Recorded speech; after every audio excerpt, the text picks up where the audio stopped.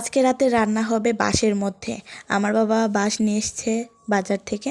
তো এই বাঁশের মধ্যে নাকি এই রেসিপিটা করা হবে। এই রেসিপিটার নাম হলো গোদক। তো বাঁশের মধ্যে গোদক করা হবে আজকে। এই রান্নাটা আমাদের বাড়িতে প্রথম হচ্ছে। গোদকটা আমরা অনেকবারই খেয়েছি, কিন্তু বাঁশের মধ্যে দিয়ে কখনো খাইনি। আর বাঁশের মধ্যে যে কখনো গোদক রান্না করা হয় সেটাও জানি না। এই রান্নাটা হলো পাহাড়ি রান্না। বাবা নাকি কোথায় দেখে এসছে অনেক আগে। তো এই রান্নাটা আজকে করবে বাবা। এটাতে আমি দেখেছি, বাঁশের মধ্যে দেখেছি অনেককেই যে চিকেন টিকেন রান্না করতে দেখেছি, কিন্তু গোদকটা রান্না করতে আমি আগে কখনো দেখিনি।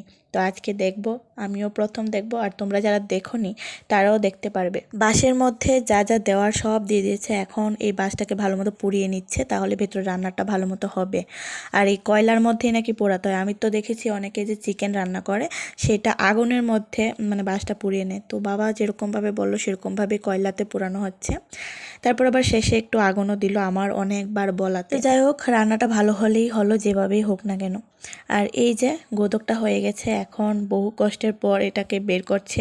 বাঁশ থেকে কিছুতেই বের হচ্ছিল না, তো বহু কষ্টের পর এটা বের করেছি। এখন এটাকে ভালো মতো থেতলে নিচ্ছি। গোদকটা হয়ে যাওয়ার পর আমি যখন খেয়েছি তখন আমি ভিডিও করতেই ভুলে গেছি।